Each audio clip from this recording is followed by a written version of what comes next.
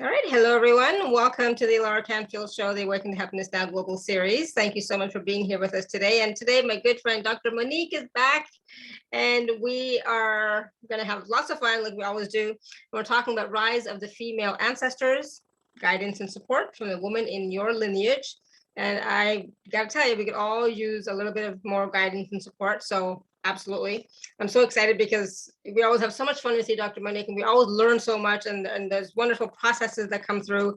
But some of what we're going to discuss today is how your ancestresses, I don't know if I'm saying ancestresses, have a message for you. They hold the gift, wisdom, and courage to help you step boldly into your soul's purpose, learn why they want to help you now, and learn how women in your lineage who walk the earth before you are ready to support you with your vision and goals in 2022 and beyond. Learn how healing ancestral wounds, family burdens, and cultural trauma can help you fulfill your soul's purpose, and learn one tool for activating your ancestral connection. And we're going to be taking live caller questions, and callers will be randomly selected to receive guidance from an ancestress. So all that and more. And for those of you who don't know Dr.MoNique, like I said, she's been here many, many times. We love having her here. We have wonderful conversations, wonderful spot on readings, I have to say, and so much wisdom. And so Dr.MoNique is the Ancestor Griot and creator of Ancestress Story Healing. And she channels the stories of your ancestors for guidance and generational trauma healing, clearing the path for joyfully living your soul's purpose. Dr.MoNique's devotion to the ancestors comes from her training with her ancestors, both in physical and spirit form, her doctorate in metaphysical counseling, mentoring from spiritual teachers worldwide, and 2 decades of implementing the teachings of ancestors, reverence in her life. So a lot. You've done so much work with the ancestors. You've been working with them for so long. You've received so much wonderful guidance, and I'm so glad that you're here to share all that, or most of it, some of it with us. So Dr.MoNique, welcome back to the show. Thank you. Thank you for inviting me back. I always love being here. I love your show. I love watching your show. I love hearing you. I love seeing all the amazing, incredible, wonderful, fabulous things that you're doing in the world and all that you do to help so many people. So thank you for being a part of my village. Oh, thank you. I love that. And you know, it's the truth, right? We all do so much, and sometimes we forget everything that we do. And so thank you for sharing that, because you're right. I forget all the wonderful stuff I do because it's like I just do it, right? I just do it. And the thing is, we are all here learning and growing, and we have challenges, and it helps to receive support and guidance from wherever we can get it sometimes, right? So yes. In this case, the ancestors and the ancestresses. Okay, I cannot say that. That's a full word, isn't it? Ancestresses. Ancestresses, yeah, exactly. So tell us, like, I know this is a kind of a new thing, working with the ancestresses. So share a little bit about that, how that came about. And I'm sure it came about through all your work with the ancestors to begin with, right? Yes. Well, it all started in last year when I started having these visions of the ancestors rising up. And I was like, okay, what's going on? So I said, okay, there's a message that you have for me. Let me take a moment to, really connect and find out what it is that you want me to share that's different than what I've been doing. And so, that happens. We all experience that, where there's a little bit of a change or a transformation that takes place, and we have to do something different. Mm-hmm. So I went into meditation and was shown this beautiful field, this open field, where basically it was just open for miles and miles and miles, and all you could see is field in front of you. And it's interesting because normally when the ancestors come to me, it's usually surrounded by trees or around the ocean. And maybe it's because that's where I, get my blessings from. But this time it was an open field. And it was a very familiar open field because it was very similar to the field that I was in when I basically went to the plantation that some of my ancestors were on. So it was very familiar. And I thought, wow, this is really interesting. And then that was it. That was the field. That was it. That was all I was shown. I was like, okay, well, there's more. And then that night I went to sleep, and ancestors communicate with us through our dreams too.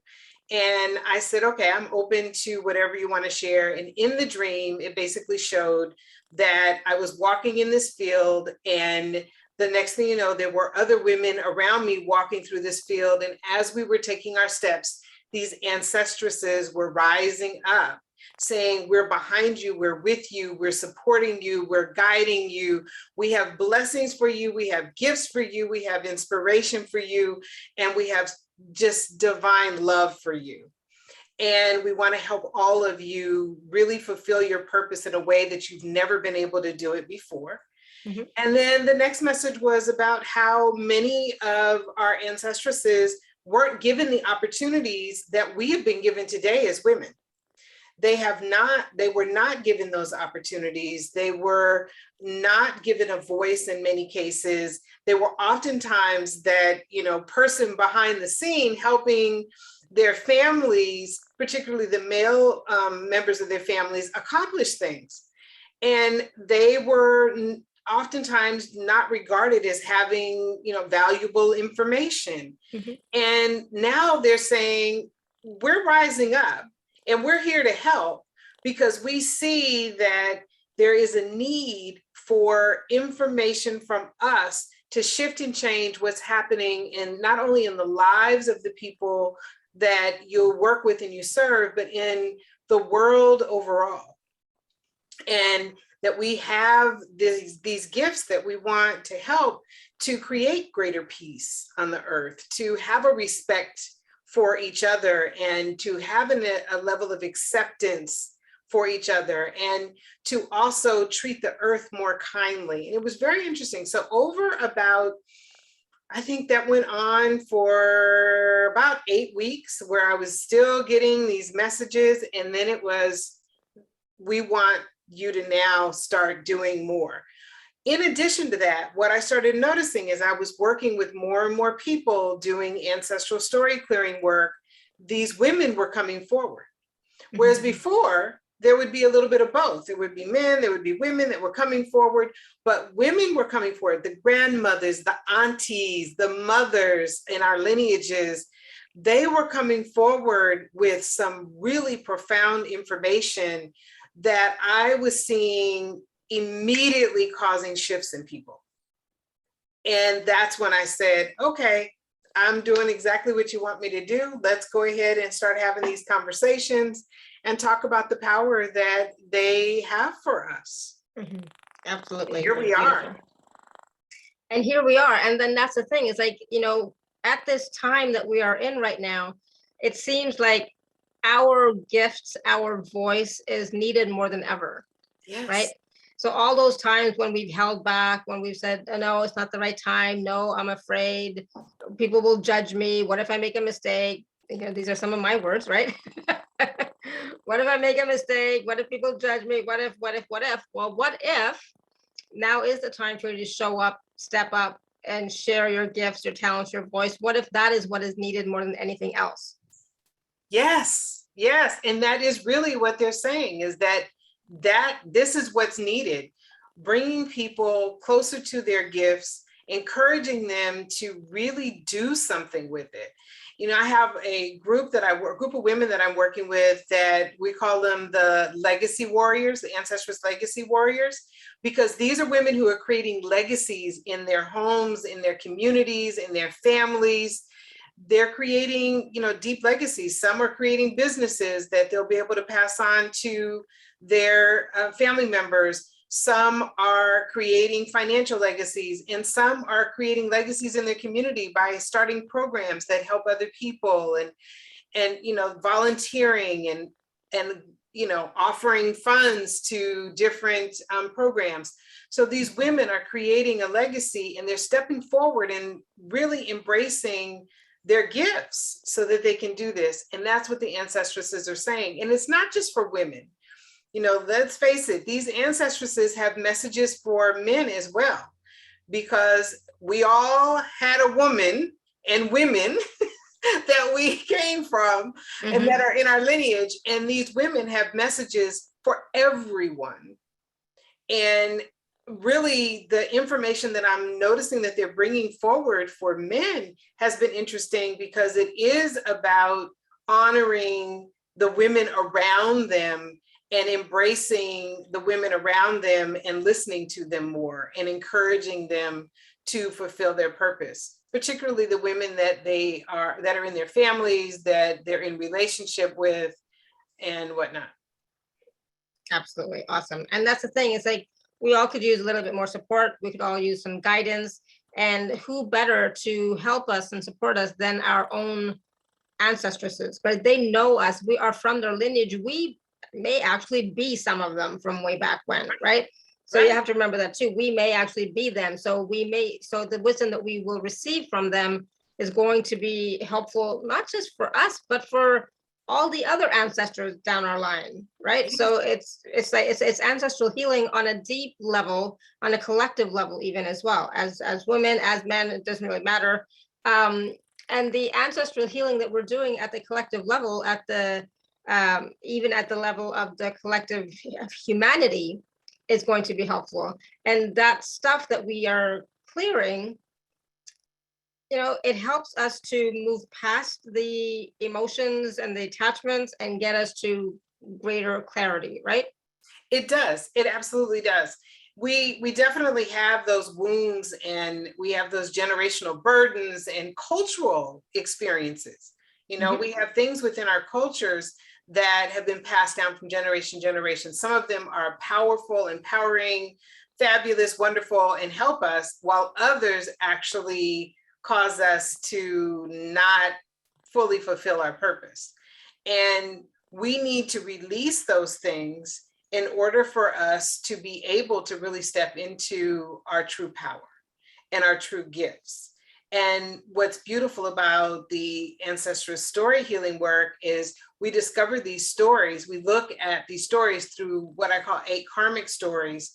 We look at those 8 karmic stories and we heal each of those stories so that we can embrace the gifts that these ancestresses have for us. So it's really hard sometimes, if we're dealing with these wounds, to be able to connect with the ancestors in a way that allow us to receive these blessings. And that's why we want to clear and heal those stories and work with the ancestresses in our lineage to heal those stories, not only for ourselves, but for future generations, for current generations, and forward and backward, the ancestors, and for our future generations. Yeah, for sure. Any healing that we do helps both sides, the ancestors and our future generations, and the collective at the same time. So this is big. Healing and doing our work, we'll call it, is huge. And I know some of us have been doing the work for a long time, right? But really, there's always different layers, and there's different perspectives, and there's different lenses that we look at some of the wounds that we've had. And the more that we do that, yes, it gets easier. Yes, sometimes it feels like it's the same wound coming up over and over again, the same pattern. But it's really, in my training as well as a healer, it is like, how much are you willing to let go, during each healing? Sometimes not all of it, right? And that's okay. You let go of as much as you can in that moment. So there's no judgment, and there's no, blame as to why does this keep coming up. Well, it's keep coming up because you haven't learned the lesson yet, whatever that lesson is, or received the wisdom yet. That's exactly what I was thinking as you were saying that. What is happening is you clear a layer of it, and that is the layer of which you have basically learned the lessons. You've embodied the wisdom that was meant in that experience, and now you're ready to move on to, to your next level or to another part of your life. But that doesn't mean that there won't be other lessons as you move along the path. There's always going to be lessons, and those lessons give you an opportunity to do more of your healing work. Working on ourselves and doing things to care for ourselves is not something that we do and then there's an end to it. It's sort of like brushing your teeth. You don't brush your teeth once thinking that's enough for the rest of your life. We brush our teeth every day, or we should brush our teeth every day. And that allows us to cleanse and clean and release. and then we go on to the next day. And that's the same thing with, doing the healing work. You're doing a little bit of the healing work now, and it is getting you to another place. And then you get to that place, and maybe there's some more that you need to do. But here's the beautiful thing about that. Once you've done some of the healing work, now you know that you have tools to help you when the next situation becomes, a part of your path. You have tools, you have resources. You can feel empowered knowing that these resources exist, and you don't have to feel like you're left out there trying to figure out what to do in order to heal. Absolutely. And, I know some people are not going to like this, but I'm going to say it anyways, because, I'm in a mood. So I know some people say, I've done everything. Well, no, you haven't. Then you have to get real with yourself about how much you have actually done. If I were to say I've done everything and I still have a certain thing that keeps coming up, I have to be honest. Did I really do everything? And the answer is no. The answer is absolutely not. I have not. I'm not doing healing work every single day on myself for that one issue, for example, So no, I have not done. I haven't done, like different modalities. I haven't gone to different, I've gone to different healers for different things though, but not for the same thing, right? So please don't think that, you've done everything and nothing is working. It is working to an extent, to a degree that you're willing to allow it to work, to receive, okay? It's a hard one. I know that is a hard lesson to learn, that, I am not always willing to receive all the healing because I'm still holding on to stuff. So it's like, but it's true, right? So if you're wondering why some stuff is still not cleared, well, you're still not willing to let it all go yet. And that's okay. Have compassion for yourself. Love yourself enough to have compassion and understanding for yourself that you will let it go when it's the right time. Yes. And also realize that you have let some of it go. It may not feel like it. You may have not seen this, huge change or transformation, but anytime you're doing the work, if you are really setting the intention to do the healing work, then you are removing layers and layers and layers. And things do begin to change over time. And sometimes we want things to change instantly, but the problem didn't come instantly. Yeah. Well, we wanted to change yesterday. Yes. With or without the work. but yesterday I didn't do the work. So it's like, all right, so it's like I just want to share that with everybody too. So please love yourself enough to know that yes, you're doing the work. Yes, you've been to many healers. Yes, the thing is still there, but it's not the same thing. It has changed a bit, right? It has changed. And sometimes we don't see the effect of the change until much later. Yes, absolutely. And it does sometimes take time. And, abandonment stories in my family are huge.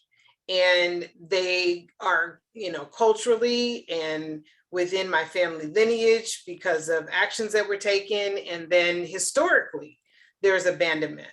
And, through slavery, through wars, we have abandonment. And so there's abandonment that has taken place throughout my lineage.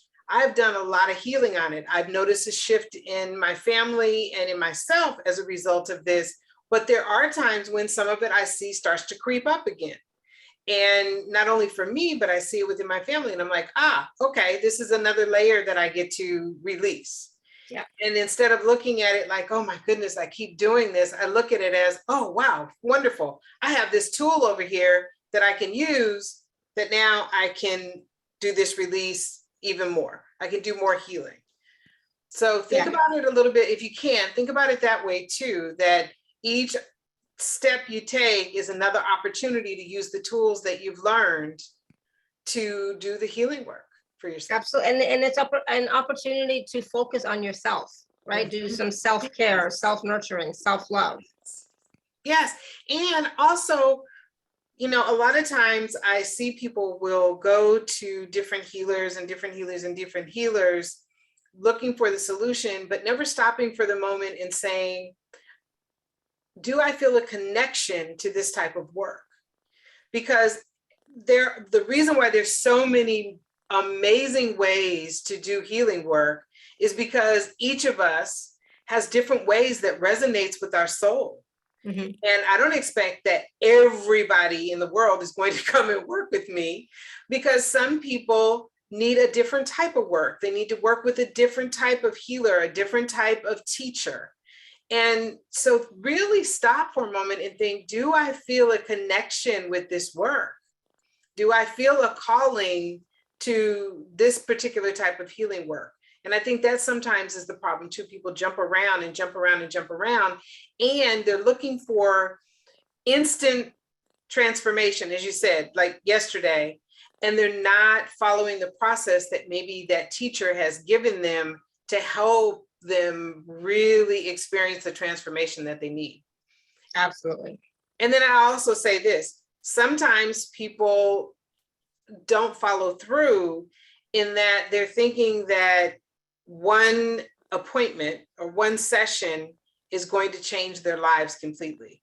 And I'm not saying that that can't happen, but if that's what you expect to happen with everybody that you work with, then that could be a challenge too. So sometimes you have to invest a little more time and energy working with the particular teacher in order for you to release those stories and problems and challenges in your life. I agree totally. And also the processes. Are you working on or with a process every day? You know, it takes time. It's like you have to invest yourself into the process, into one modality or one method for a little while, and until you actually, will see a change, right? It's just the way it is. I know for myself, I'm just really quickly gonna say this really quickly, and then we're going to talk about the ancestresses again. But I know for myself, I am not the same person that I was 10 years ago. Right? I am not the same person at all. I've done a lot of work. I've learned a lot of healing. I've learned a lot about myself. I'm not the same person at all. I cannot tell you how different I am. My life seems to be a little bit of a mess at the moment, but I inside am doing really well. I know who I am. I have my connection with source. I have my connection with my guides. It's like it's not the same person, 10, 15, 20 years ago. It's like if I could look back, it's like, oh my, who was that? It's like, I don't know who that was, right? So yes, you see the changes, sometimes much later, not when you're in the moment, and especially in a crisis of some sort. And the other thing for you is, because you've done that healing work, when these challenges recently came up for you, you were able to deal with them very differently than you probably would have 10 years ago. For sure. Right? For sure. Yeah.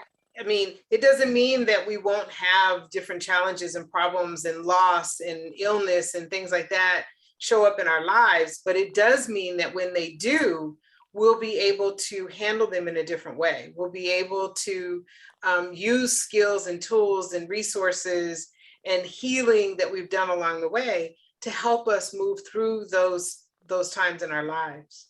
Yeah, absolutely. And that's the thing, when we are working with our guides, our ancestors, our ancestresses, and we're actually we're connecting with them, we have a relationship with them, and we're using the wisdom and tools and processes that they share with us. When we actually use them, it's a different type of energy. It's a different type of relationship. It's a different type of connection than just one and done, like a one and done session and you get a message. It's not quite the same. But when you actually work with them and feel their presence, feel their energy, it's powerful. I mean, it doesn't necessarily have to take an hour to do anything these days. I was just doing, a little while ago, I was connecting with, one healing team that I have, just for connection. I wasn't asking for healing. I wasn't even asking for a message, just connecting with them to keep that relationship and that channel of wisdom and energy flowing, right? That is such a great point, because oftentimes people think, okay, I got the message, this healing has been done, and so now I go on my way. In order for you to continue with that healing, you have to have those relationships. You have to build those relationships. And let me tell you, relationships with your ancestors, especially right now, the ancestresses, is a very, very powerful relationship. It is a life-changing relationship, but it does require time, just like any relationship does. You have to be willing to invest the time to have that connection. And when I say invest the time, I don't mean you need to go sit up on the top of a mountain and meditate for 3 hours a day. Yeah. You can. Been there, done that. That was a different lifetime. Yes, and you can, and I don't think there's anything wrong with that. There are days where I wouldn't mind going and sitting on a mountaintop for 4 or 5 hours and just sit. I agree. Yeah. But that doesn't mean that that's the only way to have that connection. And I love what you said about connecting with your healing team, not asking for something, just continuing the connection. And that is so important. And part of what I teach in my programs is that we can have a relationship without always asking for something. Mm-hmm. And part of the relationship that we build with our ancestors is by offering something. And I use my altar to do that. I make offerings on my altar. And, you know, when we have holidays and I might be preparing food or something, I make an offering of some of the foods that I know my ancestors enjoyed. And I place that on my altar so that my ancestors can, you know, really enjoy it and realize that I'm making a beautiful offer to them as a way to continue to invite them and encourage them into my life. In fact, that's pretty much what my altars are all about, is inviting the ancestors in and having them be with me. So it's very important that we continue that relationship beyond any type of program or, you know, working with a particular healer, that we continue that relationship. And that is part of what I teach in my programs, is how to have that relationship, how to connect with these ancestresses, how to basically receive these messages from them, and how to feel their closeness to us. And I think you said something earlier about embodying the wisdom, right, is so key. And that is what changes your life, is when you embody the wisdom, you embody the teachings, you embody the lessons. Mm-hmm. That's when you've got it. You know, it's otherwise it's lip service, really. Right. And one of the ways of doing that is by having that relationship, really connecting with these spiritual beings and building that relationship. So really connecting with those ancestresses. And, you know, for some people, you may hear a booming voice, you know, you may hear the voice of your ancestors. For others, you may basically see something on TV, or you may read something in the book, or you may be standing in line at the grocery store and overhear a conversation. Yeah. And you'll receive these messages. So, or through your dreams, you may be writing. There are so many ways that you can receive the messages. And I really caution people to think that they have to receive them a certain way in order for them to really have that connection with them. It is extremely, you know, it's really gratifying to know that they're always around us. They're always supporting us, whether we know it or feel it or see it or not, it's there. And if we connect with them, it's even there more. Yeah, absolutely. And when, yeah. So I know we have lots of questions in the chat, but so our ancestresses who are wanting to work with us specifically now, right? So there are some who are wanting to work with us to support us so that we can fulfill our vision, our goals this year and beyond. So how can we, get in touch with them more? How do we know that they are really our ancestresses and not somebody else, or something else, right? Mm-hmm. Yes. Okay. So one of the best ways, well, there's many ways. I shouldn't say one of the best ways. Yeah. There's many ways. There's many, many ways. One of the ways that I start people out with is by creating an altar. And I've talked about this before and how important this is. Altar can be a glass of water, a candle, and a photo or no photo of your ancestors, right? It doesn't have to be anything major, big, elaborate. It can be something as small as what I have behind me. It could be something as large as, take up your living room if you want to. You can have many altars throughout your home. I mean, in my office, I have 3 that are dedicated to different aspects of my family. So you basically can have, your altar as an entryway, and it opens the door to a relationship with your ancestors. So that's one. The other one is through your dreams. And that one is a pretty easy one. And although I hear people say, I don't dream and I have a hard time dreaming. And you dream. You may not remember it, but you dream. But here's the thing, you don't have to remember the exact dream. You really want to remember what your thoughts, feelings, and emotions are at the time you wake up. So you can ask your ancestors for guidance or wisdom, or sometimes you don't have to ask for anything and just say, please be with me as I'm doing this or experiencing this, or as I'm working on this, or as I'm wanting to heal this, or I'm seeking this opportunity, I'm going for this interview, I'm going on this first date, whatever it is that you're experiencing, you can just ask them to be present with you. And then you go to sleep. And you sleep through the night with, by the way, no television, radio, all that stuff on, because it's a little bit harder for that communication to come through when you're doing that. So you turn all of that off. And when you wake up in the morning, have your journal by your bed, wake up and just record what your thoughts are. Now, this is before you pick up the phone. You may need to go to the bathroom first. That's okay. But before you pick up that phone and start searching Facebook, looking at your email, you want to record what your thoughts are, what your feelings are, and what's on your mind in that moment. And the more you begin to do that, the more the connection starts to take place. And you may even say, Dr. Monique, that crazy lady told me to do this and I don't have anything on my mind. Write it down. That's fine. Because over a period of time, you'll start to notice that the messages start to be more and more focused on the information that you're wanting to receive. Now, for some people, you may actually dream the message and you may be able to remember that dream. If you do, write it down.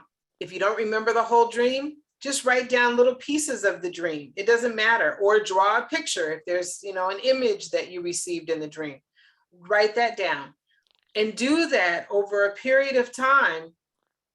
You'll start to notice that you're opening up the door to this communication during your sleep time, and that the messages will start to flow in. So those are two ways that you can easily begin. There's a ton of ways, but those are two that are pretty quick and easy to start. And then other times you might just get a message pop in, right? If you're thinking about your ancestors, not anyone particular, but just thinking about your ancestors, ancestresses, and saying, oh, I could really use some guidance on this. Just, make the request, let it go, and then just see what happens, because for me, sometimes when I'm, because I have a lot going on in my head, right? And so sometimes I veg by watching Netflix. I'm watching Merlin right now. And so as I'm watching it, I'm vegging, right? So I'm relaxing my mind, I'm not thinking, and something will just pop in. It happens so often that, that's why it's like, I do not, think Netflix is bad because it really gives me a chance to stop thinking and relax. And then that, the information pops in, right? So it can pop in like that as well, right? Or when you're going for a walk. That.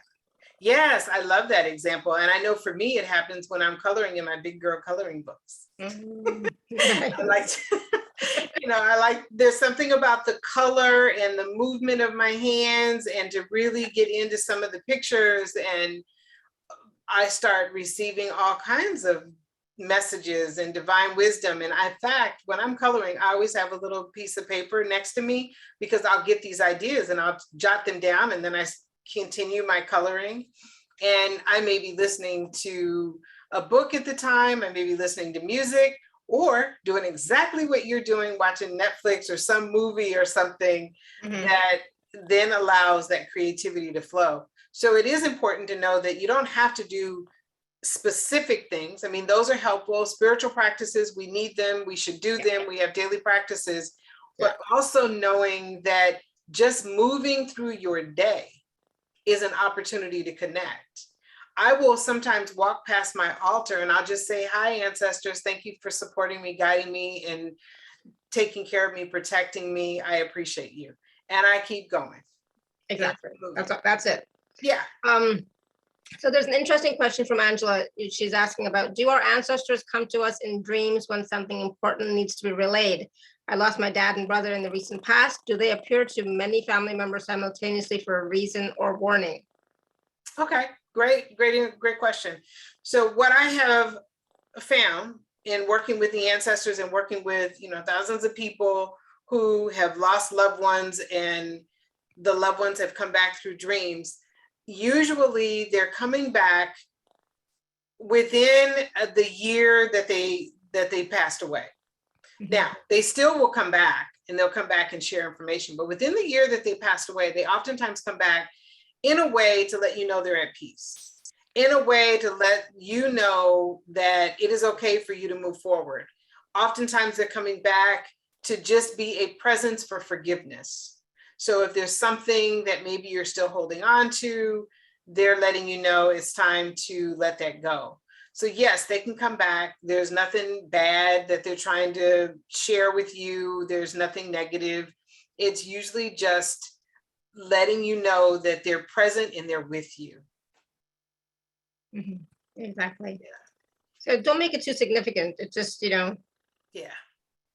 they're just letting you know that they're okay, pretty much. Yeah. And Awesome. you're also oftentimes, if you're the one that they're coming to, you're the one that they're feeling most connected with right now and feeling like they can share information with you. So that's another piece of it as well. Mm-hmm. Yeah. I remember I used to, my grandmother used to come all the time, and which I thought was really cool and neat. And but some of my other grandparents, they never did. I was like, oh, I wish they would, but they don't. So it's like, all right, but I'm the one who needs to invite them to come, invite them to have that relationship and connection with me. Yes, absolutely. Inviting them in. And one of the things that I also share with people is you want to invite the ancestors in that you had a positive connection with, or ancestors that you weren't connected with when you're first starting, because you haven't really done the healing work. Maybe they haven't done the healing work that is needed for you to deal with an ancestor who may have inflicted harm upon you or members of your family. So you want to connect with those ones that are happy, healthy, healed, and whole. Mm-hmm. And you don't have to know exactly which ones they are. You can just simply say, I want to connect with the happy, healthy, healed, and whole ancestors and invite them to be with me. And mm-hmm. as far as there are some ancestors that don't connect with us directly, right? So your grandparents may not be connecting with you directly. Maybe it's because they haven't been invited in, or maybe it's because they have other messengers from that side of the family that they're feeding the messages to for you, because vibrationally they haven't been able to make that connection. So they may definitely be there. But one thing we do know for sure, in order for any ancestor to connect with you and to really be present for you in a way that supports you with fulfilling your life purpose and expressing joy in the world, you have to invite them in. That's the best way. Invite them in. And it's as simple as saying, I welcome you. It doesn't have to be a huge ceremony. A ceremony is nice. It really helps you connect with your energy better, but you don't have to have a ceremony. Just simply ask. Yeah. Have the intention and ask. Absolutely. It's that simple. It doesn't have to be complicated. Yes. Awesome. Good. Thank you. All right. So where are we now? Oh, there's always so much. I always have so many questions, and there's always so much to learn about, ancestors, and specifically ancestresses now who want to work with us. So these ancestresses who want to work with us and support us, are they coming forward now because they have specific talents and abilities and gifts that would be helpful for us? Can they also share those talents and gifts and abilities with us to assist us in our goals and our vision? Yes, that is the main reason why they're coming through. These are women in our lineage who had gifts and talents and wisdom and knowledge that some of them were allowed to use and some of them were not. And for the ones that were not, they're really eager to help you because they're sort of living out those stories through you. Okay, got it. For those that were, they have even more wisdom because they've had the experience. So if you're wanting to do, let's say, a healing practice, you're building a healing practice, and there are ancestresses in your lineage that were healers. So they could have been healers, they could have been healers, spiritual healers. They could have been nurses, midwives, even doctors, scientists. So they may have been healers in some capacity. They're part of your healing team. We invite them in and ask them to work with us, to share with us, to help us. And so they are coming because they know that it's time for this feminine energy to really rise up and begin to offer even more in the world. They want more voices to be heard from the feminine side of the world. And they really want that to come through. And that's what they keep saying to me. We need these voices. We need this information to come through. So that is why they've come now. And if you think of these wise grandmothers, if you think of your grandmother who gained a ton of wisdom and survived, things that are unimaginable to us now. Can you imagine the wisdom that they have to help us with any of the challenges that we're currently experiencing? Right. That's exactly what they're coming. They are, they want to utilize their gifts and skills to support us in really sharing ours in the world. Yeah, awesome. And that's the thing. Sometimes we may not realize that our ancestors, ancestresses may have information for us, but they always have wisdom. They always have wisdom because they have lived through so much. If I think about my own grandmothers, for example, they lived through so much, they experienced so much. So yes, absolutely, they have wisdom of, life wisdom, right? And then of course, when they transition, it's like they're the same people, but they have greater clarity on certain things than they might have had when they were alive, right? Yes, they do. They have greater clarity. They have greater understanding. They have a kind of an overview. And they, when certain ancestresses come through to work with us, they even have an understanding of what our soul purpose is. So they are able to help us. And what's beautiful about working with ancestresses is that they've walked the earth before and they understand what your purpose is. So they understand some of the challenges of actually fulfilling that purpose. And they also understand what the purpose is, which means they are very capable of providing you with guidance and wisdom and information. And they are, they have dealt with oftentimes some really challenging things, and they have gone through the healing process.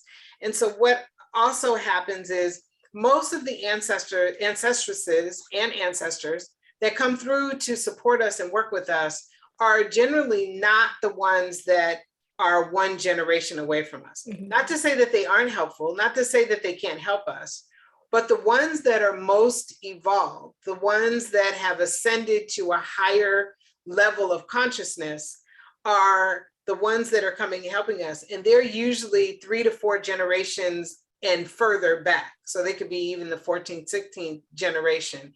They are not necessarily our parents, although our parents can support us and help us, and we can ask them for that help. And there's nothing wrong with that. We should, if we had a positive connection with them. If we didn't, then we want to heal that story. And one of the ways of doing that is reaching back to those ancestors that are multiple generations back to help facilitate that healing that needs to take place between you and, let's say, a grandparent or a parent, a sibling, uncle, cousin, whatever it is, help you facilitate that healing. Awesome. Good. Thank you.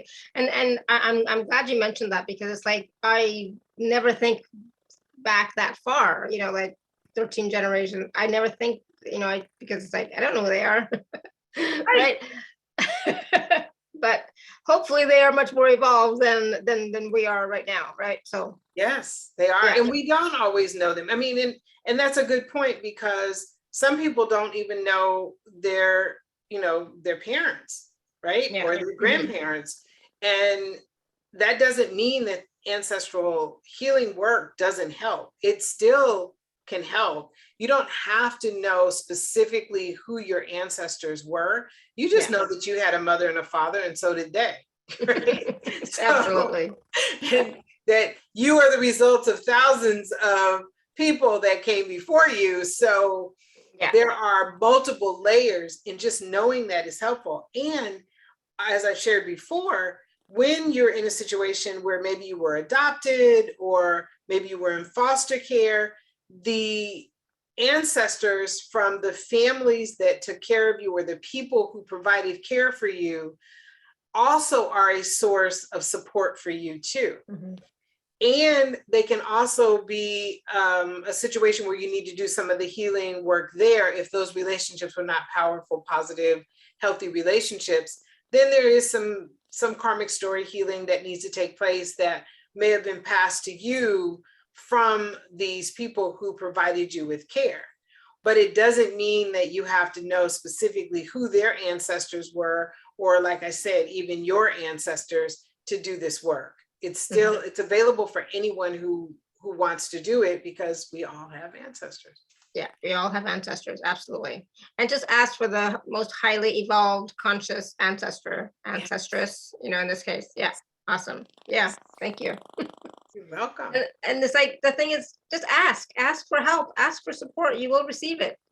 But we are the ones that have to ask. Yes, ask for the support. And one of the things that I definitely want to go back to is you said that today you connected and it really wasn't about asking for anything. And those times are so, I love that you said that, because those times are so important too. Sometimes we are so busy asking that we're not making any kind of an offering. Sometimes we're so busy asking and the messages are coming and we're not taking action. Right. Once again, we're not taking the action. So we're asking for this, we're getting the information. It may feel a little uncomfortable because we have to maybe step out of our comfort zone in order to do it. And then we don't do it. And then we continue asking and asking and asking, and then wondering why we're not receiving any information. Well, it is when you're continuously asking people for something. If you just think of it in terms of a physical being, if you're continuously asking people for something, after a while, they get a little tired of you always wanting something from them. Well, it's the same thing when you're working with spirit and working with ancestresses, spirit guides, angels, and other entities that you connect with. If you're constantly asking, but never really taking the information and doing something with it, or making any kind of an offer. And that offer can be, as I said, it can be an offer on your altar. It can be an offer by helping someone else. It can be an offer by just saying a quick prayer or sending healing energy to someone. Or saying to your ancestresses, or even your ancestors, I'd like to send some healing and love to this person who I know is struggling. I'd like to make that offer. And it's very simple. It doesn't have to be anything that is so complicated, but it's very important to have that receiving and offering relationship with your ancestors. Yeah, absolutely. It's about keeping them in your awareness, in your mind, in your awareness, in your heart on a regular basis. That's how you work with them. That's how you create the connection and relationship. Right. Absolutely. And there's simple ways of doing it. And then there's other ways that, I've carefully put together over the years to help people create those connections so that they are able to have a deeper and more profound connection. So there's things that you can do to start out now. And then if you want to take it deeper, then there are some deeper things that we can do to have that support ongoing. Knowing it's there, specifically how to ask, how to offer, and also how to connect with them anytime you need it. Yeah, absolutely. Good, awesome. And that's it. It's like they are always there for us, right? So it's about that give and take, and the giving is just, I appreciate you, I thank you, thank you for being part of my team, etc. and, you know, even acknowledgement, right? Right. Absolutely. Yeah. They like that. They like acknowledgement. For sure. Who doesn't, right? Who doesn't? And they love a thank you. Absolutely. Yep. The other thing that I have come to appreciate about ancestral connection is that they most connect with us when we are in the energy of joy. Mm. And, you know, your program is about happiness. When you're in the energy of joy, that is when it is often easy to connect with them. And when I'm coloring, I'm in the energy of joy. When you're watching Netflix, you're in the energy of joy. When you're doing something that you enjoy, you're around people that you enjoy, you're in the energy of joy, which makes it easier for you to have that connection. So look for opportunities to experience joy. Yes, really, we should be, you know, feeling joy, experiencing joy on a regular basis every day. Yes. Yes. Some every day. All right. Okay, so what do you want to do next? Let's see. I'm just looking over my notes here. Do you want to do some readings, or do you? Because I know people are like, whichever we can answer questions or we can do readings, whatever you prefer. Yeah, I'm open. So, okay, so if you do have a question for Dr.MoNique, you can raise your hand or you can type your question in the chat. So we've already taken some questions, but let me just see. 1 second. I'm just gonna quickly go through here. I can't read anything on here. So let's see. I know Tanya has a question. I know Destiny has a question. I know Lori has a question about anger. Maria has a question as well. And Angela's question we took. I'm in the Ancestress Rising group. Awesome. Yay! I didn't know there was a thing. Welcome. I didn't know there was one. I was like, okay, good job. Yes, all right. There's a Facebook group. Okay. All right, so you want to go to Tanya first? Tanya, go ahead.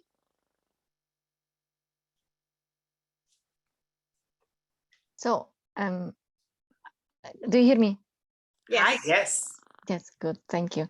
So, yeah, I have a lot of dreams with answers, with messages, and think, unfortunately, somehow I cannot connect to my guides or ancestors like during the daytime. I can have some kind of thoughts coming in my head, but I don't connect with them. Like I cannot have conversation, which bothers me a little bit because I think I used to be scared of it. Like I thought if I hear voices, I will be like petrified, but I'm not scared anymore. But having had all these kind of dreams and stuff, I still think like, because my grandmother was had very poor life, and because she lost two parents at the age of 3, and my mom was a child of the she was born in 1944, so it's just after the war, or actually the end of the war, and my father also was a child of the war. I feel like I have this, you know, a lot of I know I work on it and I work on my thoughts and stuff, but also because I'm a Buddhist, in Buddhism they believe that some of it is karmic, so some have a karma to be rich in this life, or they are born in rich families, and some don't have karma to reach. Like my husband say, you can dream of winning lottery like all your life, but if it's not your karma, you will not win. So what is it, how I know what is karmic, or what is not? But I had very odd relationship with money since I was a child. Like I was not afraid, but I felt uncomfortable with money. I didn't feel like I should have them. I can have them, and I thought it is not good to want to have them. So what is kind of how should I work on it? Only by changing my thoughts, or is it something like also like energetic? And yes, I would love It's to a, it's a have a little bit of healer, everything. Yeah. the It's not healer just who one will thing. say, Yeah. this is a treatment. Yeah, it's not just one thing. It is around thoughts, of course. And when you were talking, one of the ancestresses that came through for you said, write, not necessarily write a book or write for publication, but she's saying that she will connect with you through writing. And she wants you to spend 10 minutes in the morning, 10 minutes during the day, to just write whatever your thoughts are, what's coming to mind. Your ancestors are not necessarily booming voice ancestors. They're not coming through with this voice, but there's other ways that they want to communicate with you. And writing is one of the ways that's coming through that they want to communicate with you. As far as the scarcity piece is concerned, the ancestor that wants to communicate with you in writing is one that she's sharing with me that oftentimes we think of abundance in terms of money, and she's wanting you to spend some time acknowledging the other ways abundance has shown up in your life and expressing gratitude for the other ways that abundance has shown up in your life, and that she will work with you and support you with creating greater abundance. But she wants you to stop thinking about it in terms of financial abundance and think of it in terms of the abundance of what you want to experience.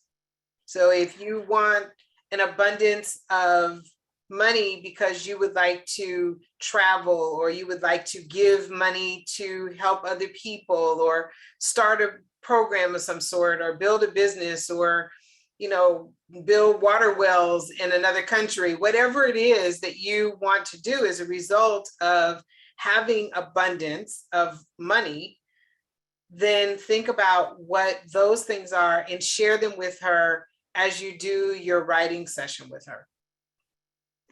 Thank you, but I understand what you're saying, but I mean, I don't feel that I'm not abundant. I'm very abundant in many different ways. But when I was working, I had my own money. I was very, very generous with people I love. But then I decided to get married. So I left my job for my husband.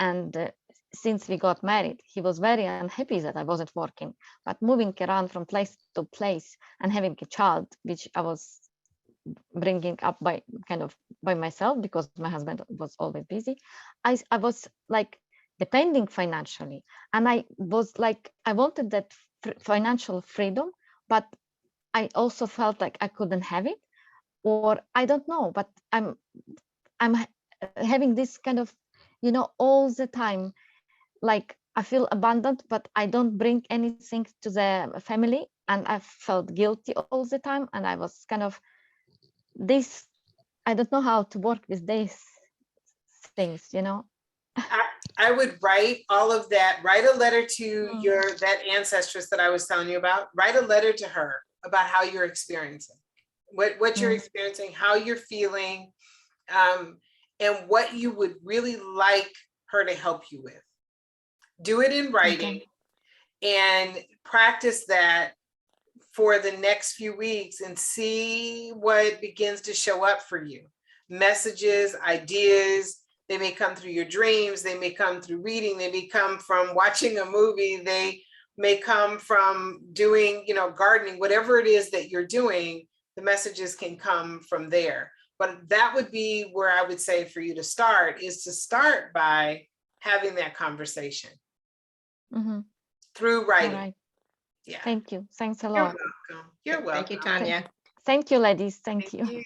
Thank you. And I just have to add for Tanya and anybody else, because if you want money, the money has to flow to you through some sort of channel, through some sort of flow. It's not just going to drop out of the sky. So if you don't want to get a job, then okay, then how else do you want the money to come to you?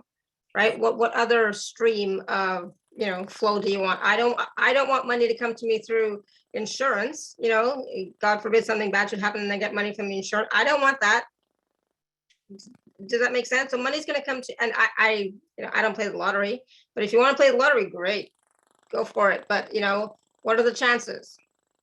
So be realistic about what it is that you want and what's possible.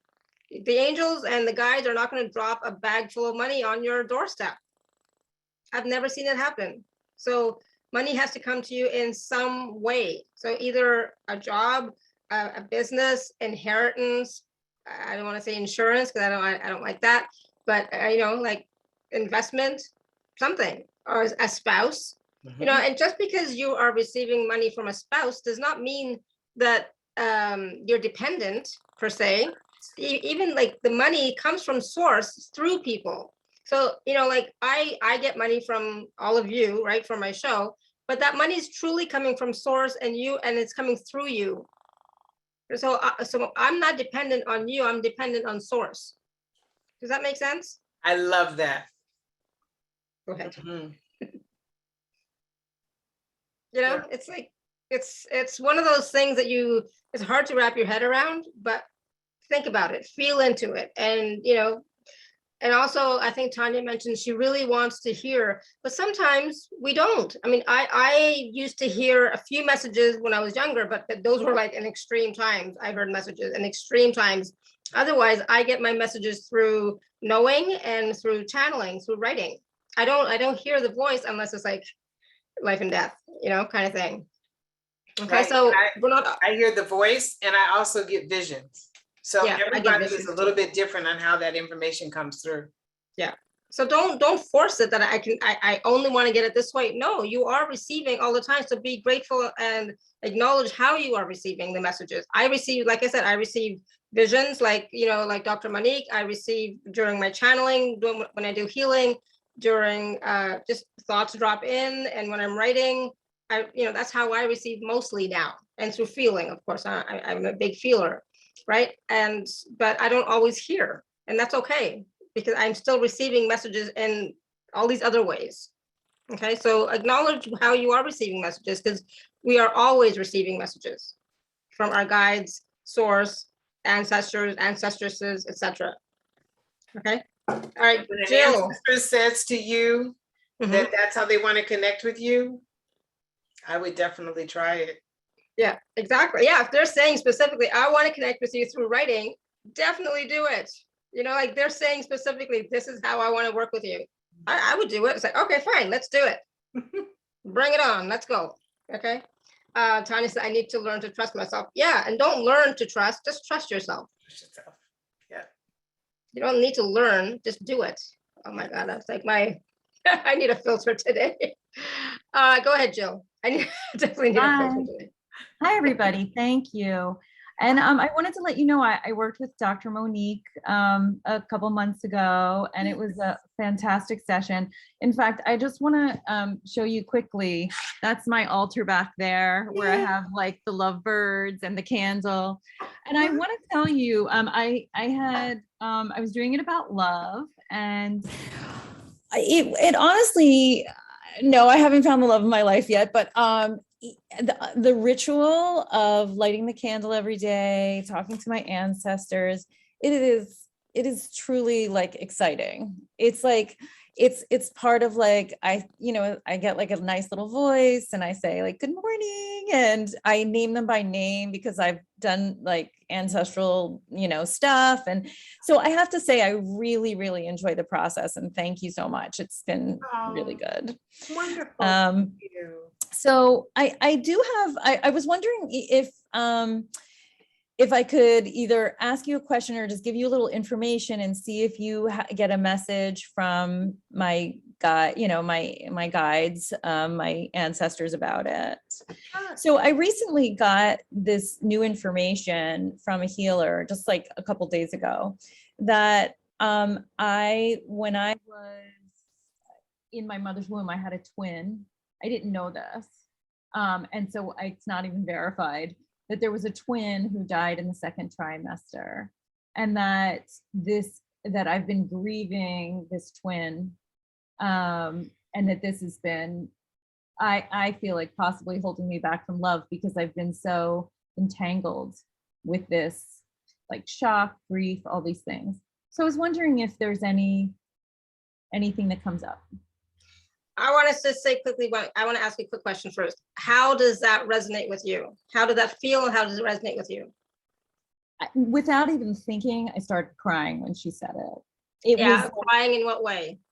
That like, it's true, or? Yeah, it was instantaneous, like, oh my God, you know, like it just like, I just was like, and then it was over, but it was still like, oh my God, it was like crazy is the way it felt, that all this time that, So that was a possibility.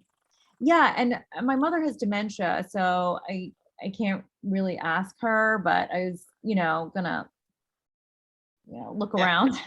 Yeah. But I'll always trust your reactions, or your knowing what you're feeling as well. Go ahead, Dr. Monique. Well, I love what you said there, because I was going to ask, how did that really resonate with you? What did you feel as a result? Did you feel that was like an aha, that felt like it was happening, or did you feel, okay, that's interesting information? So so I've been searching for so long, and I am a trusting person. And so I was just like, oh my God, this is the missing piece. And it really felt like, wow, and just really a surprise. And also kind of like then looking back and having spoken to other healers before, like all these pieces sort of kind of fit together, with that being the truth.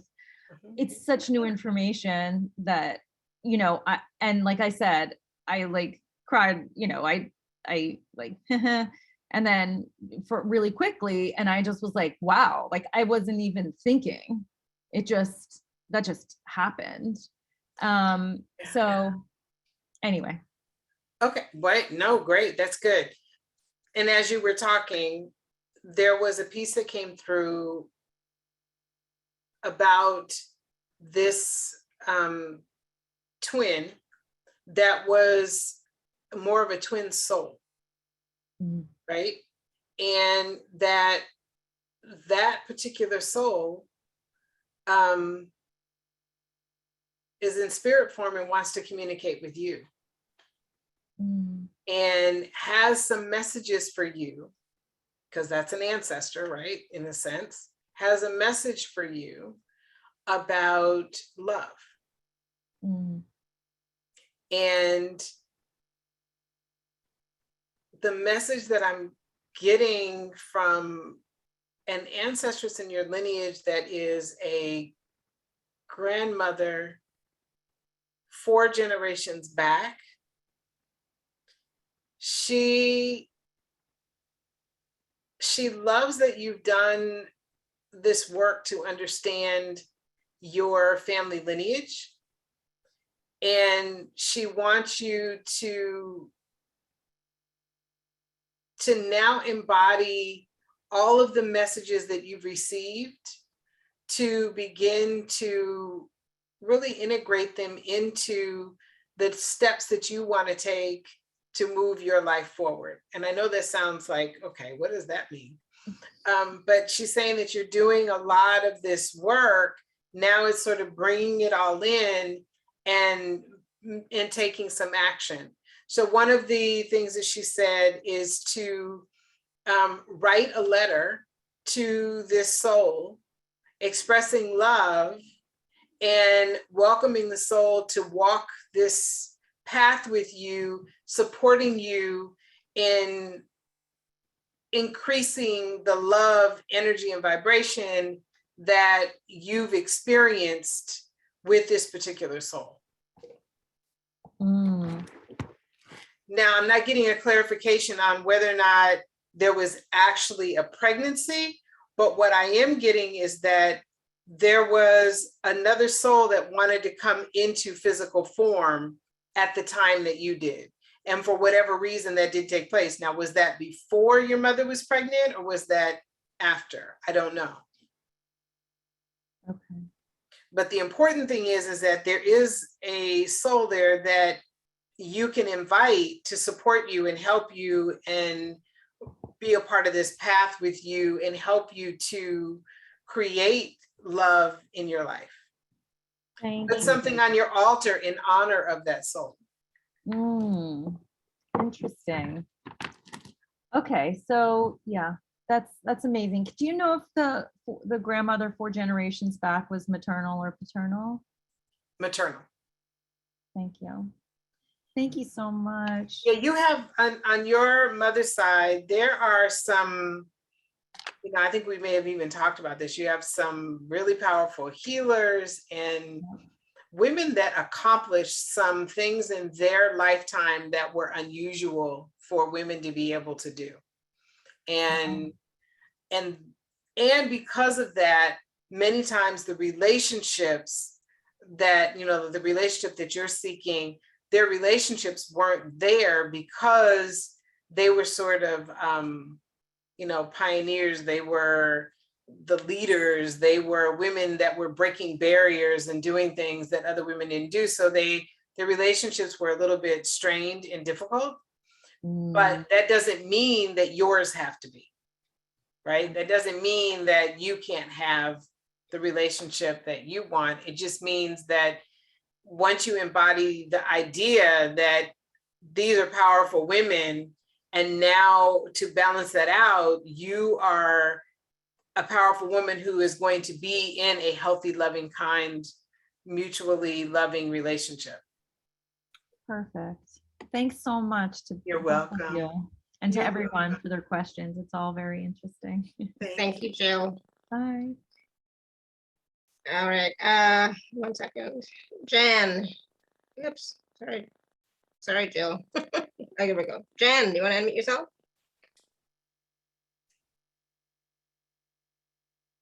Yes, no, maybe so. Hello. Hi, Jan. Thank you for taking my call. And I really appreciated Jill's response. She brought me to tears because it's called the disappearing twin syndrome. And I've known my, every birthday it would come up. I would be so sad, didn't know why. And it was due to that. And I remember being in utero and my heart is guarded because of it's the deepest connection you can ever have is to a twin. You're heart to heart and it's amazing. He died at 4 months and I remember all this. And I never thought to connect and have him guide me. So I appreciate that, Jill. Thank you for bringing that forward. But I am understanding, I feel stuck and blocked right now in stepping forth into my power of who I'm here to be right now. And I need help with that. Got it. So I want to quickly touch on your twin. You can invite your twin to walk this path with you. And that would be the biggest gift that you could offer the ancestors, is the opportunity for this twin to be a part of your life. So I would say that would be one thing that you could do. In terms of the stuck, let me just see which ancestress is wanting to come forward.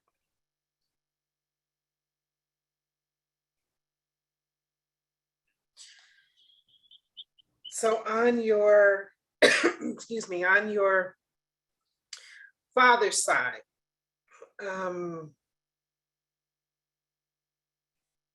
father's mother's side, getting choked up for a minute. So on your father's mother's side, there are 3 ancestors that want to support you. They are ancestresses, and they were sort of like the powerful 3, and they were sisters. So one of them would be a grandmother to you, and then there would be 2 aunts. and they are saying to you, you have this feeling of being stuck, but you're actually not stuck, you're actually moving forward.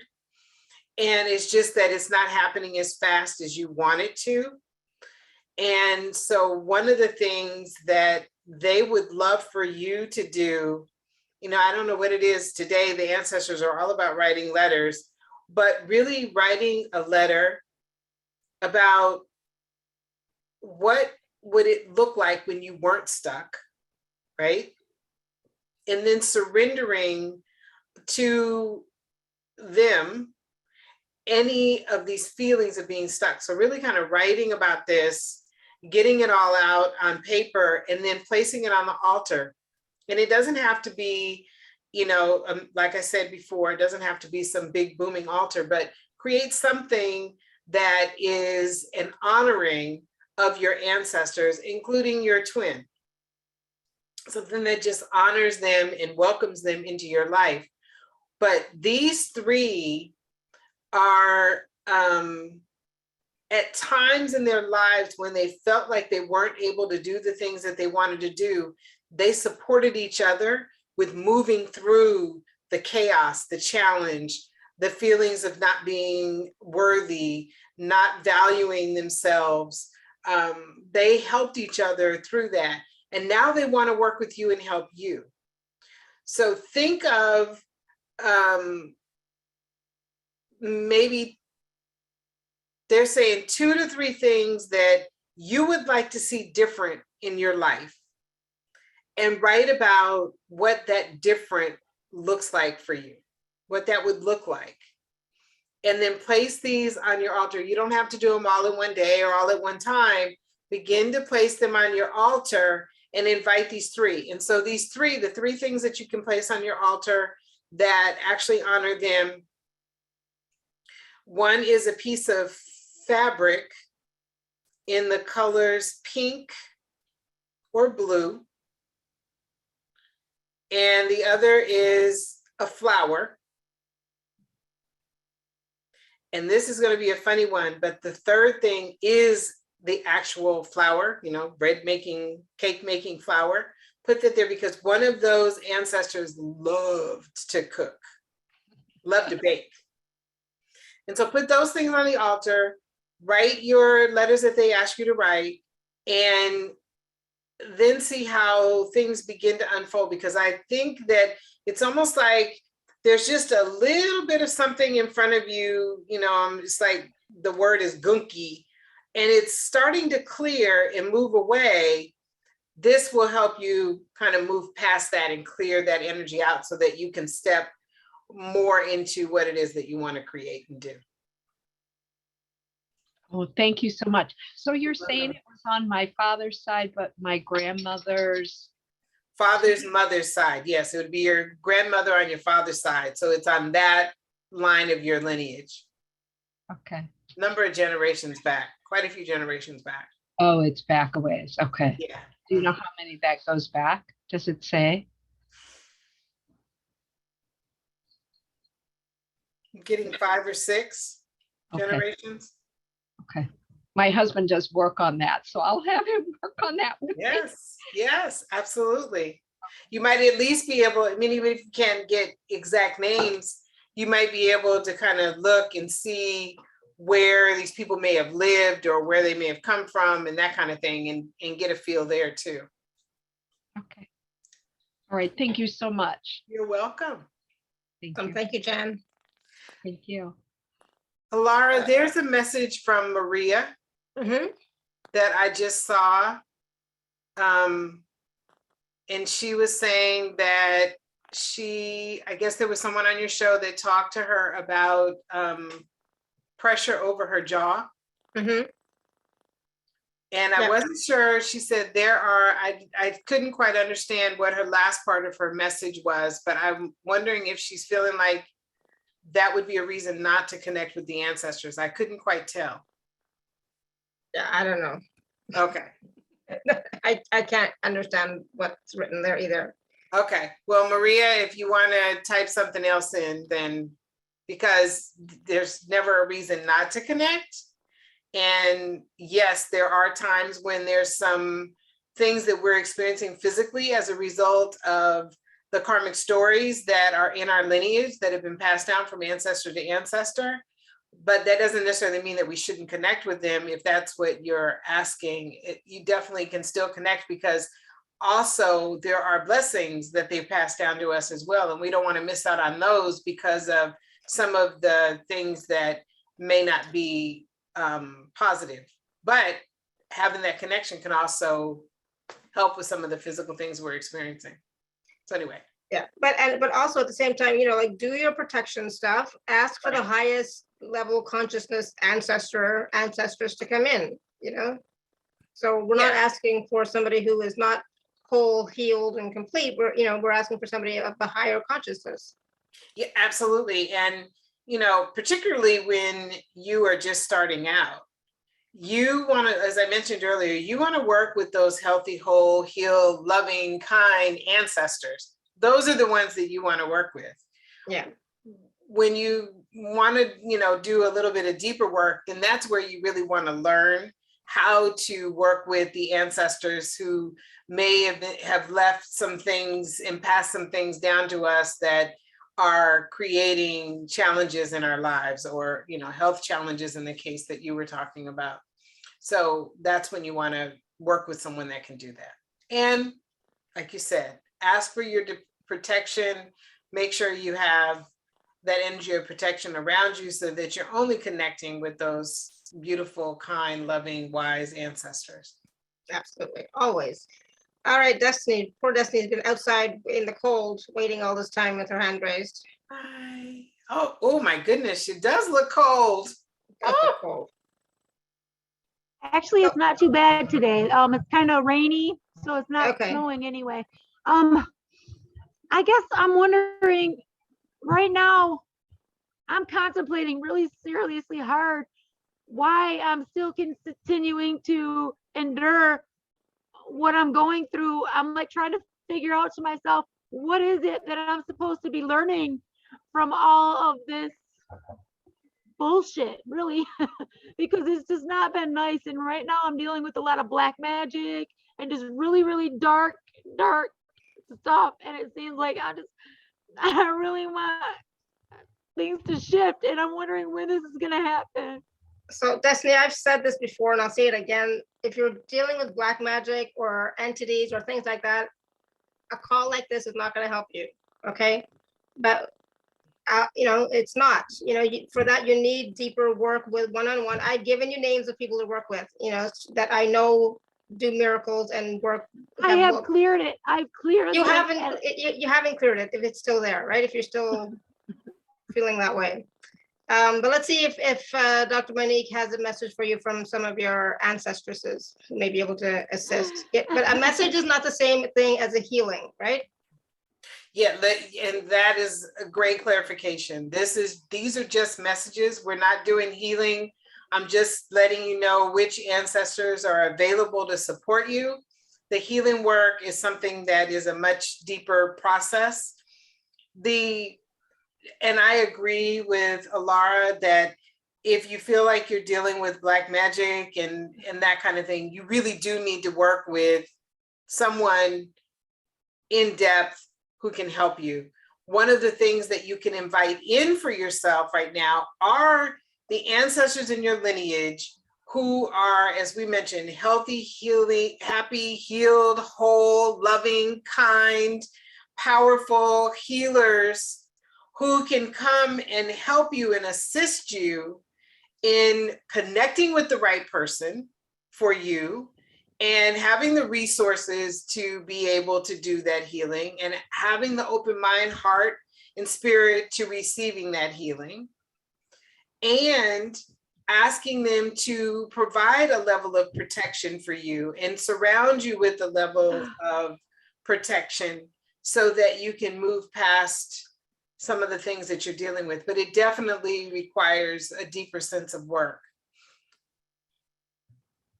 Yeah. So I'm asking all of your healing ancestors, all of those ancestors that can support you and guide you and help you and protect you and surround you and uplift you, to be with you in this moment moving forward, asking them to pave the way to all of the healing that you need to experience that you haven't experienced yet. We're asking for them to provide divine protection and divine guidance to the right sources and the right people for you to connect with. And it sounds like you've received some of those names. So I would write down those names and just ask the ancestors which one is the one that would be the best for you to connect with, and work with that person. Is there a particular ancestor that I can call on?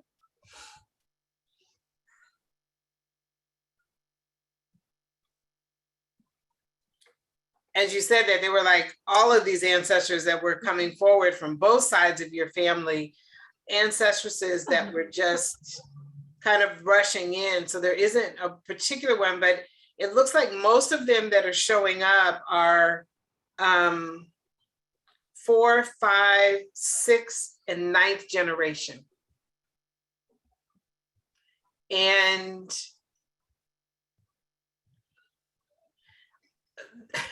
one of the ancestors said that they like bread.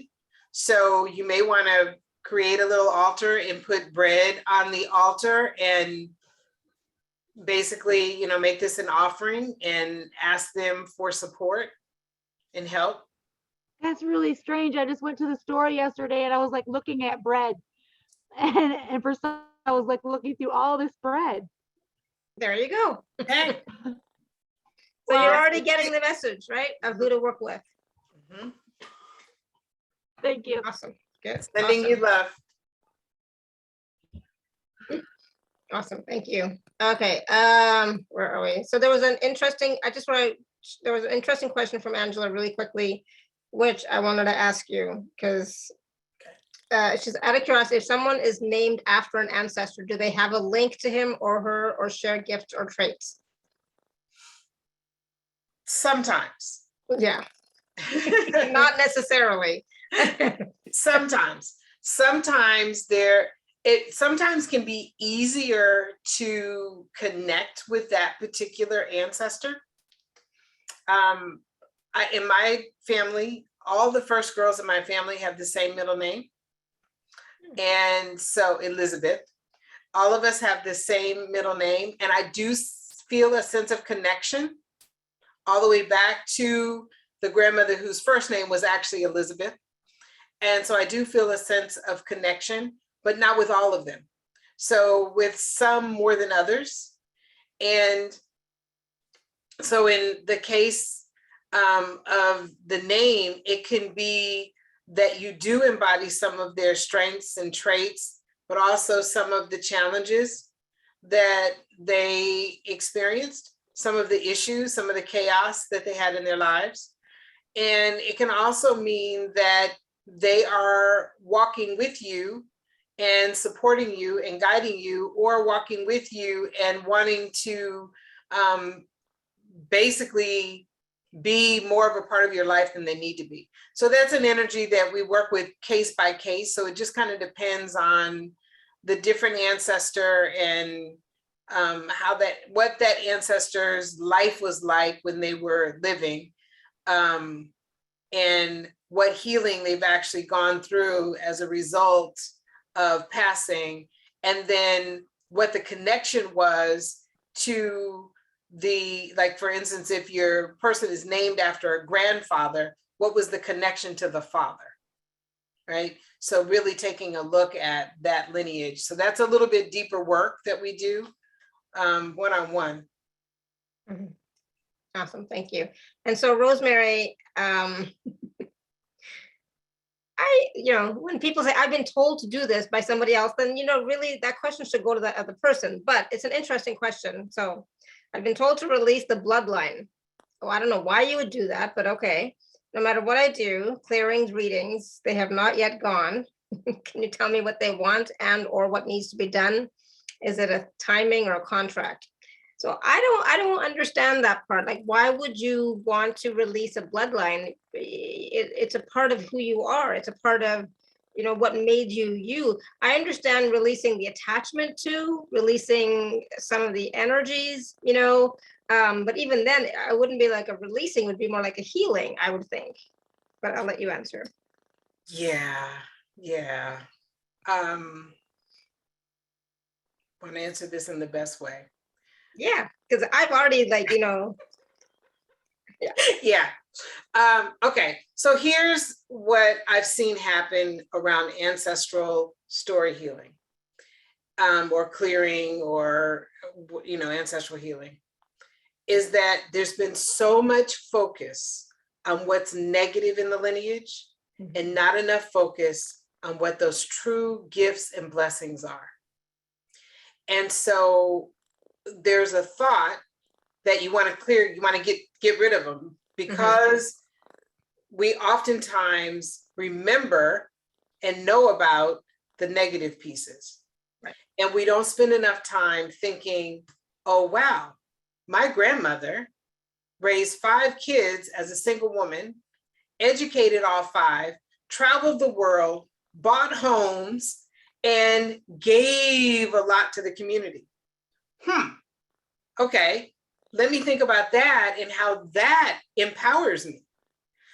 But she also was a woman who was divorced a number of times, who had bad relationships, who was abused, who was raised for part of her life in an orphanage where she was abused. Well, I can focus on those, and there are some things about that experience that I need to work with, and I need to heal, or I have actually, that I needed to heal and to work with. But there's also all of those blessings that I just talked about. So you don't want to completely release your bloodline. What you want to do is work on those generational wounds and cultural traumas that have been passed down from generation to generation.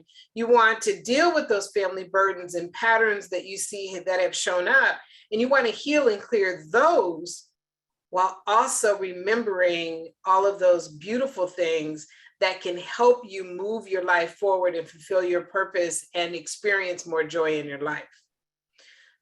And that's where my programs are very different, is that I'm not just focusing on that negative stuff, because truthfully, if we really look over it, we're going to find that there's more positive than there is negative in our lineages.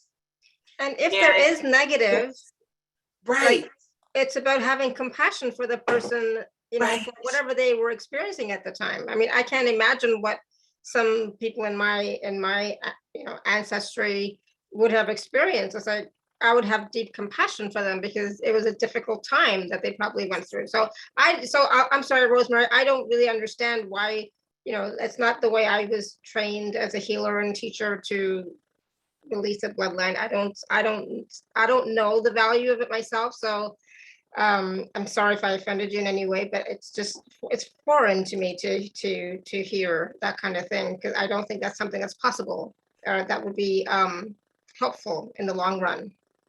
Well, and she's saying this came from high level beings years ago. I think they're in pain and held in some kind of anguish. Yeah, rethink that. Just kind of rethink that. And maybe it was at the time that you received the message, there was not enough clarity there about what that actually meant, because that could have been what happened as well. But yeah, you don't need to throw out the entire lineage and your entire bloodline. You don't want to do that. Yeah, don't throw out the baby with the bathwater. Right, and you can't. I mean, they're in you. They're a part of your DNA, so you won't be throwing them out, but you want to, you know, you want to heal and send healing and blessings and love to them, and that will help start the healing process. And one of the reasons why you may have gotten such a strong message like that is for you to look at what needs to be healed. And oftentimes I find that people are selected by the ancestors to be the family healer. Now, that doesn't mean that you have to go out and heal your entire family. What that means is you're doing the work, you're having the connection, and you're the one that they're reaching out to create the healing in your lineage and get things rolling so that your entire lineage can experience it. Yeah. And the thing is, when you work on yourself, do healing work for yourself, it automatically trickles down the ancestral lines as well, right? The future generations and the ancestral lines as well. It Yep. does help. But if you're focusing on, okay, I really want to help my ancestors heal this, then that's going to go even deeper and more strongly. Yeah. Just the ones that are woven around me like a blanket or barrier, they're cloaking me. Are they? This is going to be my question. Are they? Are they? Then that's the work you have to work with. That's the healing that you have to work with, I think. Because you don't want them cloaking you. You want them there as support, but not blocking you, right? If that's if that's your belief system, that they're blocking you or cloaking you. You want their support, but not stopping you from creating your life, right? Yeah. Yeah, absolutely. And, you know, I would encourage you to just take a deeper dive into your ancestry and to look for the gifts that have been left and open your mind to the possibilities of all the beautiful blessings, all the love, all of the strengths that have been passed to you. And look at your life and where you have had some successes, where you are experiencing some positive things, where you have given or helped other people. That's all a part of your lineage as well. Part of your bloodline. Yeah. Yeah. Yeah, and it's just so interesting to look at. Sometimes we need to switch our focus, our perception a little bit to focus on something different, like the positive, like the empowering ones, you know, and maybe they can step forward more so that the ones that are cloaking can step back a little bit. Mm-hmm. They'll be forced to step back a little bit when the ones that are stronger and in the light, more empowering and more empowered step forward. Like you misunderstood. Sorry. I know. I'm sorry. Maybe I did. Maybe we did misunderstand. It's hard through the messages to get that sometimes. So yeah, that's why it's like it's easier when you're talking, because it's like we can, you know, have a conversation, but in a chat it's kind of difficult. Yeah. For sure. Sorry about that. But you know, blessings either way. So okay, so I want to take a minute because we've been like going nonstop, which has been amazing and fantastic. But I want to take a minute to talk about the packages that you have for us today, Dr. Monique.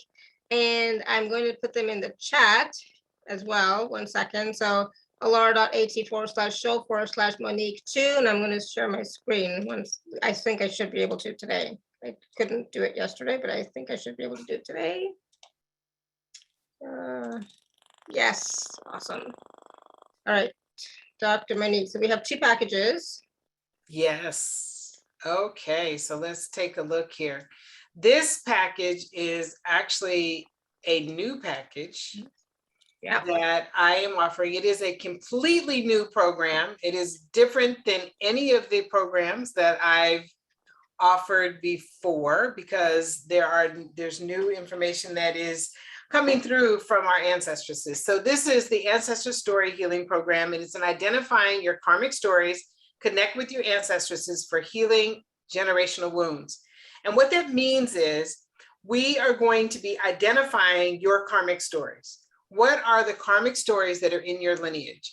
And I have a whole process that I'll be working with you on and taking you through to help you look at all of the stories that are showing up in your life. And we're looking at them from a number of perspectives. One is just intuitively what you're feeling. We're taking a look at your family history, whether you are connected to your family or not. We're looking at family history. We're looking at culturally what has taken place. We're looking at historically what has taken place so that we can identify those top wounds that need to be healed. And one of the beautiful things is when we heal one, it impacts the others. So you'll be looking at all of these wounds and which ones are there so that we can begin to do the healing work. We'll do that in a workshop. So we'll start the process in a workshop. we will have the karmic story identification and story healing journey, a 2-hour workshop where we're identifying those karmic stories. And I'll also be sharing with you a little bit how to identify the blessings, which is something we just talked about. So we're looking at we're having an altar ceremony. We're identifying the stories. We'll learn which stories are showing up and impacting your life. We'll learn how cultural rituals and history contribute to the generational wounding. And we'll also identify non-blood related karmic stories that may be passed to you by non-family members. And we'll do a really powerful karmic story release meditation and wound healing process. All of this will be recorded for you. So you'll go back and be able to use this meditation as often as you want to begin to release those deep wounds that may exist in your family lineage. And at the same time, we're opening the door to the connection with your ancestresses. So we are going to be doing a ceremony that will specifically create an opening and a welcoming for these ancestresses to come into your life and begin to support you as you move forward. And then you'll receive guided healing journeys. And these journeys will allow you to connect with the wisdom and guidance from your ancestors for rapid healing. And I love this part because these are actual guided journeys that I haven't really shared with a whole lot of people yet. Only the people that are in my Ancestress Rising program have actually experienced these. So now everyone is going to have an opportunity that signs up for this program to experience these journeys that connect you with the ancestresses who are ready to help you heal your family burdens, cultural traumas, and any chaos you have in your life. We'll be cutting cords and releasing attachments to current stories that you're experiencing that are basically being impacted by these karmic stories that are blocking your happiness or preventing you from fulfilling your soul's purpose.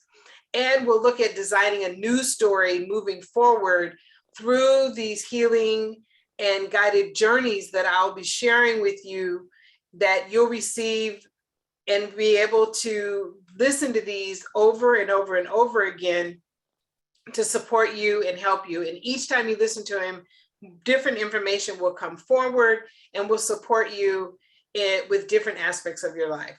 So that program is a program that I'm really excited about.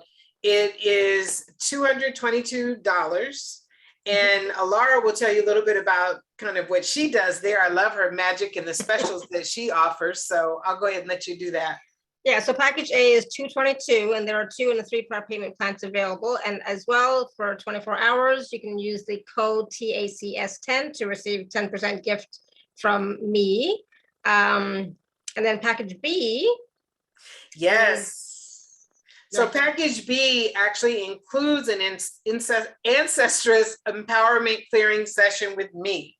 And that is a one-on-one private session where you receive guidance and support from your grandmothers, mothers, aunties, and spirit. And I'll be sharing with you which are the ancestresses that want to come and help you right now, and how to connect with them, how they want to connect with you, what you need to place on your altar to welcome that connection. You'll receive, these channeled messages directly from them to help you, spiritual practices and rituals that they personally designed for you to help you begin to heal whatever it is that you need to heal and move forward with what the things that you want to create in your life. So this is a personal session that is custom designed really by your ancestresses to support you. And it's 30 minutes of packed, really beautiful information that will all be recorded to help you move forward. And it includes everything in package A as well, Yes. like the workshop and the healing journeys. Yeah.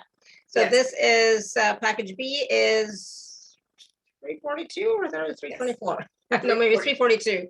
And there are again 2 and 3-part payment plans available, and of course a 24-hour special 10% gift. Use code TACS10. So all this, it sounds so exciting. It sounds like this is the time for all of us to. There's no excuse, right? Really, there's no excuse because we have the support. The ancestresses want to work with us to help us move forward on our goals, our vision, and to have that life that we desire to have, right? Yes, yes. And just having that relationship for me, for my clients and my family and the families of my clients has been life changing. Really has. Absolutely. And that's the thing, is like, you know, we have the support. Why not call on them? Why not work with them? Why not invite them into our lives, into our healing, into our, you know, businesses, you know, whatever, you know, wherever we are feeling stuck. And I don't even like to say that either. It's like, are you stuck? Or if you keep saying you're stuck, you're going to stay stuck, right? So are you really stuck, or are you just not moving as fast as you want, like Dr. Monique was saying? Yeah. And I think, you know, a lot of times we say stuck, but really it's, we are missing the skills that we need to move forward. That's all. We're missing the skills, the information that we need to move forward. We're not really stuck per se. Yeah. And I agree with you. I don't like to hear blocked, stuck, that kind of thing. Yeah, but exactly. What I love about working with the ancestors is any project that you're working on or anything that you want to create. You know, I recently had a client that told me that she has been wanting to create a particular business for many years. And after doing the clearing work that we've done together, the healing of these karmic stories, she said that now she feels empowered to do it. She's excited about doing it. And a few days later, she called me and said, I just won a grant to do the program that I want to do for women in the community. It's that simple. There you go. Inviting those ancestors in, when you know that you have something that you want to create, they are a great resource for helping you to achieve it. Yeah. And are you willing to receive? That's the biggest thing that really keeps us stuck, is that we're not really willing to receive.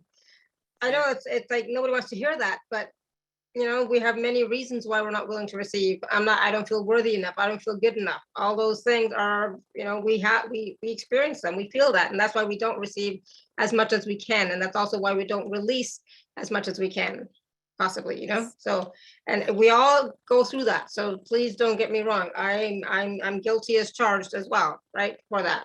There's still some areas in my life where I don't feel like I'm worthy. I don't feel like I'm good enough. Still, I'm still working on it. I think we all have that, and it just sometimes takes a little time to to work through layers. And we still, you know, I still have to like focus on that sometimes. You know, it's like, okay, let me work on a little bit of that today instead of something else, right? So I still have to do my daily rituals and daily spiritual practices. I still have to do daily healing or daily meditations or whatever it happens to be. And if I don't, well, then I can't say I've done everything I can. And mine would be fear. Yeah. Yours is value, mine's fear. And I have to work on that. And, you know, when I see it coming up, then I go to the ancestors, I go to my guides, and I go back to what I've learned. And I go into spiritual practices that help me and support me, and meditate, guided journeys, whatever is needed. But, you know, I've worked on that over the years, and it's much better, but that doesn't mean it doesn't surface sometimes. Lori P saying, it is a full moon. Excellent time for releasing. Yes. Excellent time for releasing. Please do the best you can, right? To release and let go of those things that no longer serve you, that have been keeping you blocked or keeping you stuck in the same way of life, you know. And, you know, for stuck, we just mean, you know, sometimes we can't see the next step, right?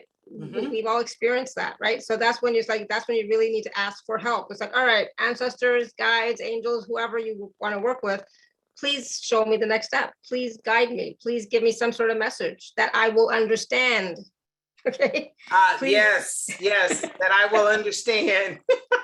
Exactly. Please give me a message that I will understand, you know, in a way that I will understand, right? And so trust. I'm sorry, go ahead. If a message comes through and you don't understand it, then ask for clarification. Yeah, they're always listening. It's like they're always eavesdropping, right?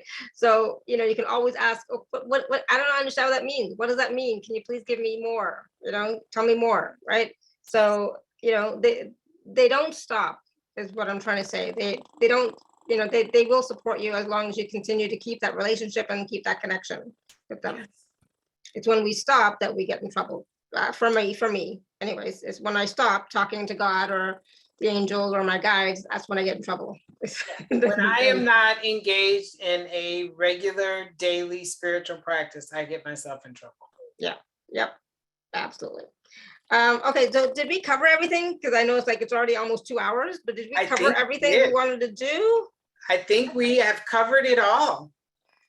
Oh my goodness, I'm excited about working with the Ancestresses. Somehow it gives me a more of a empowered feeling. I mean, we've been working with the Ancestresses for a while, but working with the Ancestresses, it gives me more of a feeling of connection and rapport and relationship, because I'm a woman, they're women, we've been through the same thing. In my family anyways, my grandmothers on both sides, strong women. We've been through hell and back, right? And in my family, my mom, my aunt, my sisters, we're all very powerful, strong, independent women, and so of course, our ancestors, from not just first generation back, but previously, they were also strong. They had to have been in order for us to be as strong as we are. Right? So they are here to support us so that we can, not focus on being strong, but also focus on creating the life that we desire. Right?